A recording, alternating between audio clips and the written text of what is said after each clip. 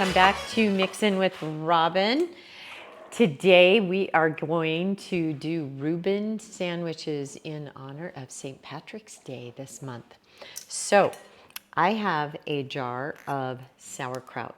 I know a lot of you don't like sauerkraut. I'm not even a real sauerkraut lover, but this is so good on these sandwiches. So you're going to put it into a colander, this whole thing. I have about a 5-pound brisket, corned beef brisket that I cooked overnight and cooked one again today while we've been cooking. And I'm gonna slice it, and this is part of what goes onto the sandwich. So you drain off this entire jar, which is 32 ounces of sauerkraut, okay? You're gonna put it into your colander, and I have it just sitting in a bowl right here. You're gonna get all of that extra juice out because you don't want it to make your bread soggy. Then you're gonna put about half of this mayo, maybe even a little bit more. I like to have a lot of mayo on my sauerkraut because it drowns out the flavor of the sauerkraut. Because I'm not a sauerkraut lover, but my family likes sauerkraut. So anyway, so once you mix this together, you can see that it just gets real creamy and makes it even a little more watery. So if you can see all of that juice and everything just dripping out. And that's what you want. You want it to all get out of there. So what we'll do is we'll set this aside and let it finish draining. I usually let it drain for a good 15-20 minutes. And I'll be back in just a little bit, and I'm gonna show you how to cut the meat to get it ready to do Reuben sandwiches. I'm gonna start with showing you the meat. I cooked a corned beef for about 5 hours on this one, and I have another one sitting over here to the right in the crock pot that was a little bit bigger. So I am gonna slice it just so I can show you how this is going to look.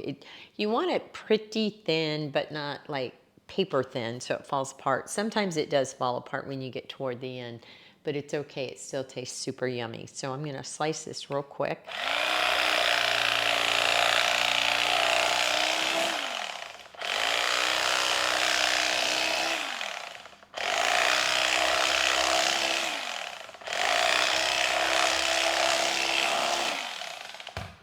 Okay, so this is about the amount that you're gonna get on a sandwich, between 2 and 3 slices on your sandwich. So I'm going to hop off here for just a minute and gather the rest of our stuff up, and I'm gonna show you how to put these sandwiches together and grill them so that you can try these out, hopefully for your St. Patrick's Day this year. All right, we have everything ready for our Reuben sandwiches. So here is where we have been mixing the sauerkraut with the mayonnaise, and it's been sitting for a little bit, for about, I don't know, a good 20 minutes. And this is what it looks like now. So you don't have a lot of drippage, and that's what you want, not a lot of drippage, because otherwise it's gonna make your sandwiches very soggy. So here's the trick. You're going to butter both sides of each slice of bread, one side of each slice of bread, not both sides, and then what I usually do is come over here, you hear the sizzle. Okay, this is how it's gonna go down. You're gonna take one slice of your corned beef and another slice. I will turn it on the end, and then you get a nice big piece and put it on that end. Then goes down the sauerkraut mixture. Let me tell you why. And you don't have to put a ton of sauerkraut on here, okay? You put just enough to cover your corned beef, because if you put your sauerkraut mixture with the mayonnaise and all of that down on your bread, you're gonna end up with soggy bread. It's gonna be no bueno, okay? So you don't wanna do that. Then next comes, be generous with your Swiss cheese, okay? Because it is gonna give it that nice, tasty, ooey gooey, melty tang that you want, okay?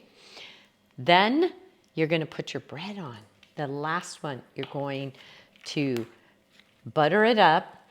And I keep it kind of simple with the 3 slices on there. And then when you get to the end, if you've got some extra, double up on your meat. Make it a really cool sandwich, okay?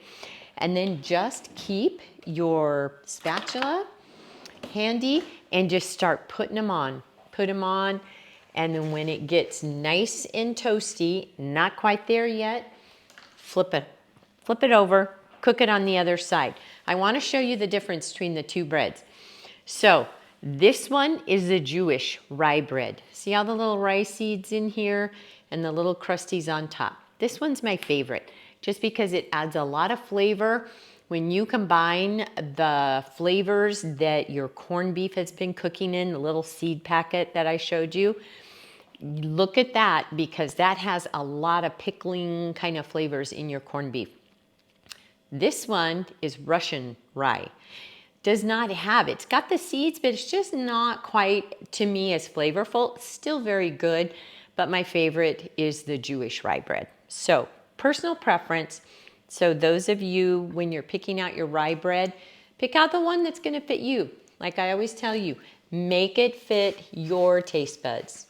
My taste buds are different than yours. Make sure you kind of hang on to that and look at that. This is what you want. You want this nice golden brown, a little crusty on the edge, and you want to keep that down there. You want to watch and see your cheese really start to melt and get really gooey, okay? And a lot of times if you've cooked this earlier, sometimes I'll heat this meat up. So say you cook your corned beef the day before, and then you take it out and slice it, it will stay together a little bit better like this one. But you want to heat it up a little bit just so that it's got a little bit of warmth to it, because then your bread doesn't toast and get too over toasted before your meat gets warm. So just remember that when you're putting your sandwiches together. But I'm going to make another one here out of the Jewish rye bread. I hope you guys will try these. They are absolutely amazing. I'm going to be back here with you in just a few minutes. I'm going to make a bunch of these, and then I'm going to cut it, and I want you to see what it looks like in the inside. And we have also made these yummy cheesy potatoes that we serve with the sandwiches sometimes. So I'll be back in just a minute, and we'll show you what these look like.